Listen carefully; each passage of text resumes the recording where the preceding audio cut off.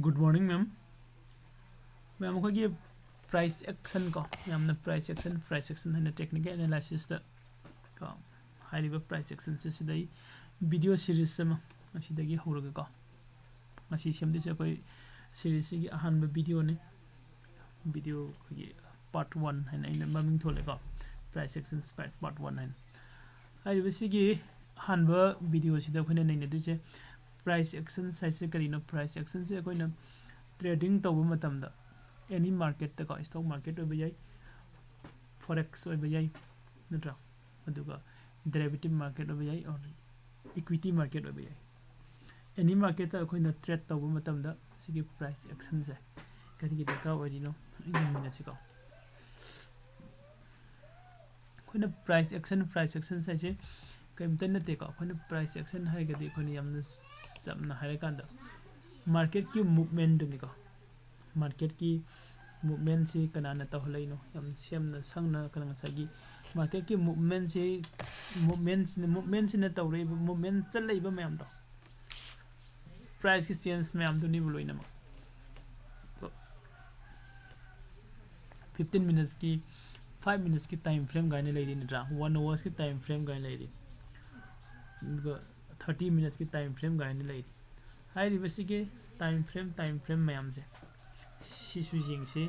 अदुगा सिदा खोइना मेन ओइना इन हजिक लैरि सिदा खोइ चार्ट अमा हाइरदि करिनो हादा खोइना उरिबा लाइन मान से सिसु चार्ट अमा कवै क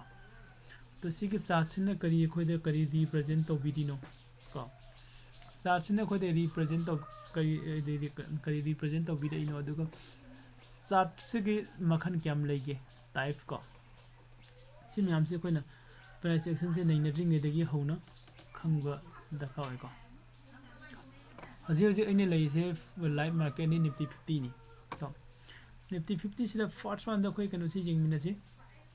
खोइकी टाइप मखन से चार्ट की टाइप से जिंग चिको चार्ट की टाइप से मयाम हम लेगरे बार चार्ट कैंडल्स की chart hollow candle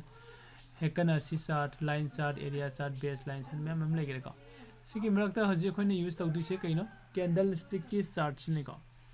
candle stick की चार्ट सिने अदुगा तोपा मन सिदा लाइन चार्ट हाइबम से लेरी लाइन चार्ट से कोन एनालिसिस तरो को मतलब द मार्केट एनालिसिस को चार्टिंग को तरो को मतलब से सीजन यामना पॉइंटेड ओइना फाइंड आउट तौन न बखोन को मतलब द को अदो जे कोइ सिदा लागंग हजी की कोइ की सिगी डिस्कशन सिगी ओइना दी सिगी चार्ट के टाइप से कोइ कैंडल स्टिक के चार्ट से लौसी इ मतुंग कोई कैंडल स्टिक से करिनो जिंगमिना से कोन प्राइस एक्शन की टेक्निकल एनालिसिस ता कोन प्राइस एक्शन द डिपेंड तौरगा एनालिसिस तौसी हारेगदि फर्स्ट कोई कैंडल स्टिक से करिनो से खंगबा हाने दका ओय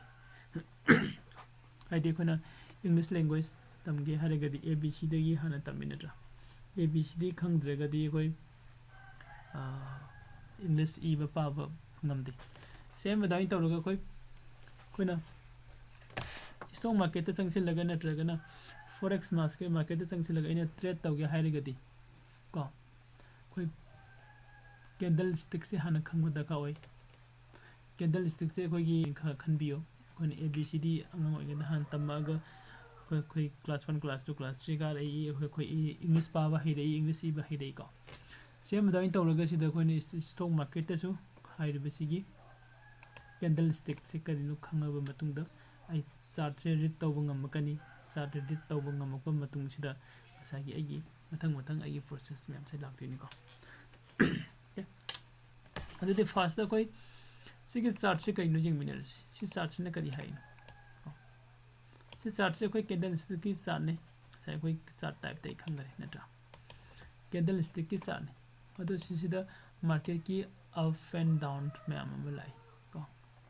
ये सिदा चली से रेड अमु चली ग्रीन अमु चली नट्रा रेड का ग्रीन का मिक्स तौरगा सु चली को हाइबे सिदा चली से करिनो हाइगदि सिसिना कोइ द रिप्रेजेंट तौबिरि से मीन्स तौबिरि से मसागी मार्केट की हजिक लैरिबा निफ्टी 50 को निफ्टी 50 हाइरिबा इंडेक्स सिगी मागी हजिक चलिबा प्राइस की मूवमेंट को प्राइस की मूवमेंट दुने खोन उबा फंगिसे अप एंड डाउन में हम दको सिसे कनाने रिप्रेजेंट तौबिबा ꯀꯦꯟꯗꯜꯁꯇꯤꯛꯀꯤ ꯆꯥꯔꯠꯁꯤꯅ ꯑꯩꯈꯣꯏꯗ ꯔꯤꯄ꯭ꯔꯖꯦꯟ ꯇꯧꯕꯤꯀꯣ ꯑꯗꯨꯒ ꯁꯤꯒꯤ ꯆꯥꯔꯠꯁꯤ ꯌꯦꯡꯉꯕ ꯃꯇꯨꯡꯗ ꯑꯩꯈꯣꯏꯅ ꯇ꯭ꯔꯦꯗ ꯇꯧꯕ ꯉꯝꯗꯣꯏꯅꯦꯕ ꯅꯠꯇ꯭ꯔꯒꯗꯤ ꯑꯩꯈꯣꯏ ꯇ꯭ꯔꯦꯗ ꯀꯃꯥꯏꯅ ꯇꯧꯒꯅꯤ ꯄ꯭ꯔꯥꯏꯁ ꯀꯗꯥꯏꯗ ꯂꯩ ꯀꯗꯥꯏꯗ ꯍꯥꯏꯗꯔꯤꯕ ꯍꯥꯏꯒꯠꯂꯤꯕ ꯀꯩꯝꯇ ꯈꯪꯕ ꯉꯝꯃꯣꯏꯀꯣ ꯑꯗ ꯆꯥꯔꯠꯁꯤꯅ ꯑꯩꯈꯣꯏꯗ ꯔꯤꯄ꯭ꯔꯖꯦꯟ ꯇꯧꯕꯤꯔꯒ ꯍꯥꯏꯔꯤꯕ ꯆꯥꯔꯠꯁꯤ ꯁꯤꯖꯤꯟꯅꯔꯀꯥꯟꯗ ꯑꯩꯈꯣꯏ ꯇ꯭ꯔꯦꯗ ꯇꯧꯕ ꯉꯝꯗꯣꯏꯅꯤ ꯑꯗꯣ ꯁꯤꯒꯤ ꯍꯥꯏꯔꯤꯕ ꯆꯥꯔꯠꯁꯦ ꯀꯦꯟꯗꯜꯁꯇꯤꯛꯀꯤ ꯆꯥꯔꯠꯁꯦ ꯀꯅꯥꯅ ꯐꯣꯝ ꯇꯧꯔꯛꯏꯅꯣ ꯍꯥꯏꯗꯤ ꯁꯤꯗ ꯑꯩꯈꯣꯏꯒꯤ ꯔꯦꯗ ꯀꯂꯔ ꯑꯃꯒ ꯒ꯭ꯔꯤꯟ ꯀꯂꯔ ꯑꯃꯒ ꯌꯥꯎꯔꯤꯀꯣ ꯍꯥꯏꯔꯤꯕ ꯔꯦꯗ ꯀꯂꯔ ꯒ꯭ꯔꯤन कलर अनीमक से कोई कैंडल स्टिक ngakten को कैंडल स्टिक हरे खंगने रेड कलर से जो ग्रीन कलर से को अनीमक कैंडल स्टिक ने ओके अतोपा हमना कोई खंगे दो से कइनो टाइम फ्रेम है बम यावरी सिदा को कोई मार्केट सिदा टाइम फ्रेम से कोई कदाई देगी येंगनी टाइम फ्रेम से कोई सिदा डी है ने इसे 1 डे के टाइम फ्रेम ने होजिक लेसे को 1 डे के टाइम फ्रेम ने 3 आवर्स की 2 आवर्स की 1 आवर्स की 30 मिनट्स 15 minutes 10 minutes 5 minutes आई 5 minutes दा लौगे टाइम फ्रेम से 5 minutes दा इन टाइम फ्रेम से लौर कांदा हजी हजी मार्केट की चलीब मूवमेंट को होय उबो फंगनी सिदा को हजी हजी मार्केट से कमाइने तौरगा चलीगे हाइबगी मागी मूवमेंट अका अकुम को लोइना मखोय सिदगी उबो फंगनी निफ्टी 50 की को मार्केट से साइन तौरगा कोई हजिक मासे करम मफमदा लेरिबनो को मार्केट की स्टेज कदा वाइदे लेरिबनो कोई लोइनमक खंगब ngami सिदा मूवमेंट मचा अम लाइसे उब्र यंग खितंग खग लेंगबा मार्केट से हमने स्लो द चली को स्लो द चलपा मींस सिदा मूवमेंट से हम तप पिसे करिगिनो सिदा मूवमेंट हम तप पिसे करिगनो सिसु प्राइस एक्शन ने लोइनम प्राइस एक्शन से दे कनान कमाइन से मैनो हाइदि कोइना मार्केट त पोट लेइब जोनबा तोय को लेइब और जोनबा लेइब और जोनबा तौब मतम सिदा कोइना पोट की ममन हाइबा म लेरि नत्रा पोट की ममन से अका अकुम तौय मा की जिदे ngasi खरा तांगी हयेंग नम खरा होंगबसु जाय हंसे सु खरा होंगबो जाय nga yamna बाजार दा आइदि सप्लाई से यामा अगदी तो पोट की ममन से हंद्रई अदुगा बाजार दा खोगी डिमांड से हेंगल अगदी सप्लाई न मसिंग जामक्त्रबा डिमांड हेंगल अगदी पोट की ममन से हंद्रई को सी मैम जे प्राइस की एक्शन ngakni natra प्राइस की अका अकुम मयाम दुनी बुको सिगी प्राइस की काबगी कुंबगी सिगी मयाम सिदा कोई कैंडल स्टिक को हाइरिबा कैंडल स्टिक सिंगसिना रिप्रेजेंट अमुक तो बिरेको ओके केदुदी कैंडल स्टिक सिदा कोइना ग्रीन कैंडल हाइबम लई अदुगा रेड कैंडल हाइबम सु लई ग्रीन कैंडल सिना कोगी को मार्केट की ममन हाइगलकपा अदुगा रेड कैंडल सिना मार्केट की ममन तारकपदा रिप्रेजेंट तवेको अदुदी कोई कैंडल स्टिक से करीनो हन खंगमिनसी को कोइना आई अमुका से रिपीट तौजरके कोइना प्राइस एक्शन से करीनो फजना खंगे हाइरगदी फर्स्ट कोइना कैंडल स्टिक से करीनो हन फजना खंगबा मथौ ताइको अदो कोई कैंडल स्टिक से करीनो हन फजना खंगमिनसी ई ममांगदा कोई इमेज करा इन सेमगा थंगिबा लेको आई दम हंगजरके डायरेक्ट हनसु ओपन सु ताहुद्रे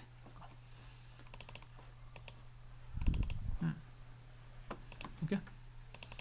सिदा जेंगमिनसी मैम कैंडल सिदा को ओके सिदा जेंगसी कैंडल स्टिक ने सिसु कैंडल स्टिक ने अमने ग्रीन ने अमने रेड ने ग्रीन से ने करी रिप्रेजेंट तौरिनो ग्रीन से ने रिप्रेजेंट तौरी से मार्केट की को अप चटपा मतमदा ग्रीन कैंडल से फॉर्म तौय रेड कैंडल से मार्केट ने डाउन चटपा मतमदा रेड कैंडल से फॉर्म तौय को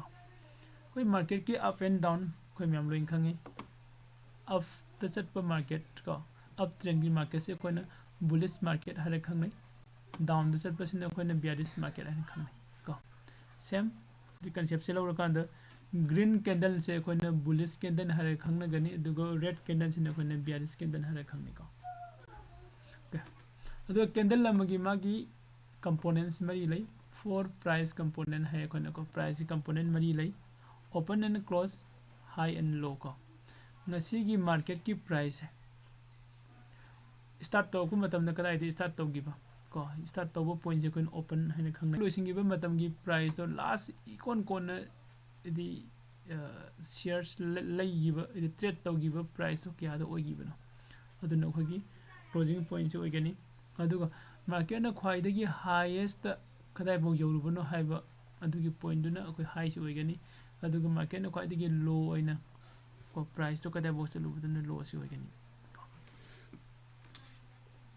ꯀꯣ same ꯁꯤꯒ ꯆꯞ ꯃꯥꯟꯅꯅ ꯑꯩꯈꯣꯏ red candle ꯅꯁꯨ ꯂꯩꯒꯅꯤ ꯀꯣ open close high and low okay ꯑꯗꯨꯒ ꯑꯩꯒꯤ open ꯗꯒꯤꯅ close ꯐꯥꯎꯒꯤ ꯃꯔꯛꯁꯦ ꯁꯤꯁꯦ ꯑꯩꯈꯣꯏꯅ body ꯍꯥꯏꯅ ꯈꯪꯉꯤꯀꯣ candlestick ꯀꯤ body ꯅꯦ ꯃꯥꯁꯤꯀꯣ body green candle ꯒꯤꯁꯨ red candle ꯒꯤꯁꯨ ꯆꯞ ꯃꯥꯟꯅꯩ open ꯗꯒꯤꯅ close ꯐꯥꯎꯁꯤ ꯃꯥꯏ body ꯅꯤ ꯑꯗꯨꯒ ꯃꯊꯛꯇ ꯁꯤꯗ ꯑꯩꯈꯣꯏꯒꯤ tail ꯑꯃ ꯌꯥꯎꯔꯤꯁꯦ ꯃꯆꯩ ꯑꯃ ꯌꯥꯎꯔꯤꯁꯦ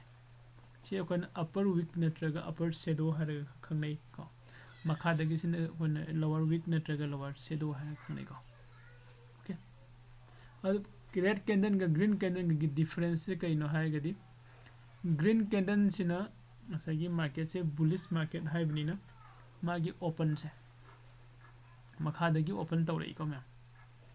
मखादगी ओपन तौरई अदु क्लोजिंग मथक तपी रेड कैंडल गिना ओपन मथक तौवे अदुगा मखादा क्लोजिंग पी को जैसे इना प्राइस एक्शन से स्टार्ट तौर को मतम जे सिगी बेसिक सिक मयाम द शेयर यानी को मैम अदु नेक्स्ट द कोई कनो से जिंगसी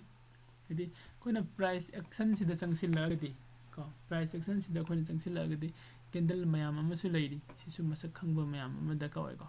सिदा doji Larry spinning top Larry को बुलिश कैंडल बियरिश कैंडल नत्रा यदि hammer inverted hammer dragon fly doji engulfing को बियरिश इंगल्फिंग बुलिश इंगल्फिंग हाइरिबा सिगी मयाम से कोइना सिगी स्ट्रेटजीज फजब मयाम अम लैरी कोइना प्राइस एक्शन दे येंगागा ट्रेड तौबा याबा फजब एक्शन मयाम अम लैरी को सी मयाम से पुन्ना ट्रेड तौमिनसी यानी को दे पुन्ना खंगमिनसी को ओके देन असाई कोई सिदा लासी मागी प्राइस की मूवमेंट सिदा को अदुदे हुजुकी कोइना कैंडल स्टिक अमसे को करीनो चलापम खंगे ग्रीन कैंडल सिना बुलिश मार्केट को बुलिश कैंडल हाइना खंगना गरे दे रेड सिना कोइना बियरिश कैंडल हारे खंगना गरे नत्रा कैंडल अमगी कोई ओपन क्लोज हाई लो कोई कमायन खंगदिनो को अदो कोई एरो से पूरा डायरेक्ट कैंडल सिगी मथक्ता माउस ओवर तौसनसे तो सिदा कोइना OHLC हाने लेको OHLC को O सिना ओपन ने सी कैंडल सिगी ओपनिंग प्राइस है ओपन प्राइस है 17948 ने दुगा आइसिना हाई हाई बनी 17 का मागी कदाई वो हाई का रुबनो नत्रा तो L सिना लो ने दुगा C सिना क्लोज ने सो तौरगा कोइना कैंडल अमगी मागी कनो से पुलप खंगबो ngamgani को हदि सी कैंडल सिदा मसागी मार्केट के मूवमेंट से कदाई कदाई दा चलुबनो है को अदो सिगी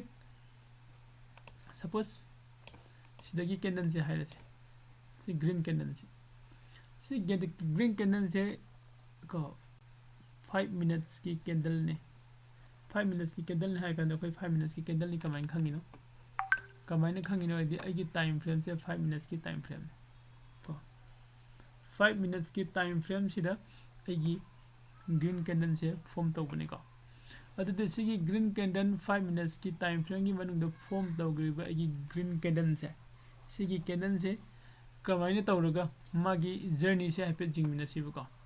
मागी जर्नी से कदाई कमाई तौर ग्रीन कैंडल निदना मासे सीद ओपन तौरे को तो ओपन तौरे दुगा मखादा खर कुमदरुरे अदुदैदि मथक्ता मु हाइगलगा आबो हाइगलुरे को सोमदा मुको मु लाए अदुगा ngasai मखादा कुमदरगा क्लोजिंग कदाई दे पीरे सीदा क्लोजिंग पीरे हाइदि सिगी ग्रीन कैंडल से सिगी ग्रीन कैंडल सिदा प्राइस न मूव तौरिबा हाइदि 5 मिनट्स की मनुंग द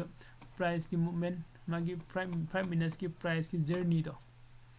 सिमकनी मसक है स्वाइदे स्टार्ट तौरे मखादा खर कुमुरे मथक तो मुका खले को मखादम कुमे दुस द कोचिंग तौरे सिगी इहान हाने स्टार्ट तौरे बा पॉइंट से सिसिने कोना ओपन नाइट से को खाइदगी मखादा कुमुसिना लो खाइदे मथक कारुसिना हाई को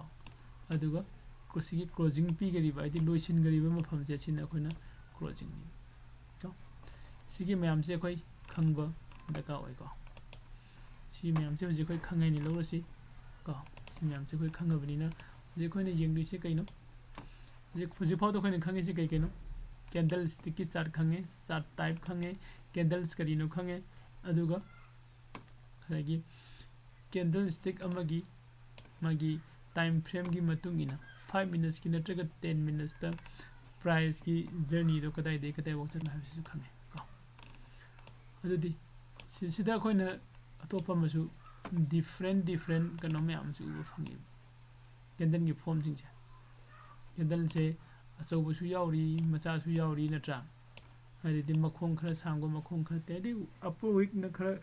ꯑꯞꯄꯔ ꯋꯤꯛ ꯌꯥꯎꯕ ꯂꯋꯥꯔ ꯋꯤꯛ ꯌꯥꯎꯗꯕ ꯂꯋꯥꯔ ꯋꯤꯛ ꯌꯥꯎꯕ ꯑꯞꯄꯔ ꯋꯤꯛ ꯌꯥꯎꯗꯕ ꯁꯨꯝꯕ ꯀꯦꯟꯗꯜ ꯃꯈꯜ ꯃꯌꯥꯝ ꯑꯃꯁꯨ ꯑꯩꯈꯣꯏ ꯎꯕ ꯐꯪꯉꯦꯕ ꯌꯥꯏꯀꯣ ꯍꯥꯏꯔꯤꯕꯁꯤꯒꯤ ꯀꯦꯟꯗꯜ ꯃꯈꯜ ꯃꯌꯥꯝ ꯎꯕ ꯐꯪꯉꯤꯁꯤꯡꯁꯦ ꯄ꯭ꯔꯥꯏꯁꯀꯤ ꯃꯨꯚꯃꯦꯟ ꯑꯦꯟ ꯗ ꯄ꯭ꯔꯥꯏꯁꯀꯤ ꯑꯦꯛꯁꯟꯗꯨꯒꯤ ꯃꯇꯨꯡ ꯏꯟꯅ ꯍꯥꯏꯔꯤꯕ ꯀꯦꯟꯗꯜꯁꯤꯡꯁꯦ ꯂꯣꯏꯅ ꯎꯔꯛꯄ ꯉꯥꯛꯇꯅꯤ ओके अदो इतादी कोई प्राइस की एक्शन द स्ट्रेटेजीज फजब मैम लेको हाइरिबे स्ट्रेटेजी सिंगसे अखोई मखा ताना मुजिंग मिनसी तो सिगी हजि अइना लाइव द कोई प्राइस एक्शन की अहानबो अइना पार्ट 1 अइना सेमाइबो हाइदि वीडियो से को सिगी कनो सिदि स्वाइदे लोसिलगे को स्वाइदे लोसिलगे अदुगा सिगी नेक्स्ट कोई पिन बार को इन्वर्टेड पिन बार अदुगा को कोई पिन बार की मतंग सिदा नेक्स्ट